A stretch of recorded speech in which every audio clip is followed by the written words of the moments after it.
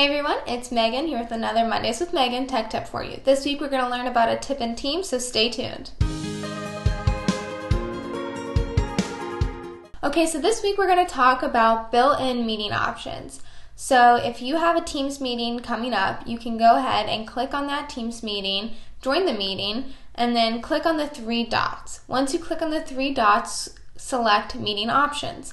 From there, you can change things like who can bypass the lobby, who can present, if people are able to unmute themselves, if people are allowed to have reactions to things that you say. All of that can be predetermined before the meeting starts, and you simply click save. That way, when the time comes to actually have the meeting, all your preferences are already saved and ready to go. I hope this tip is super helpful for you guys. If you want more information or want to learn more about EasyIT, go to easyit.com or reach out to me directly at megan@easyit.com. See y'all next week.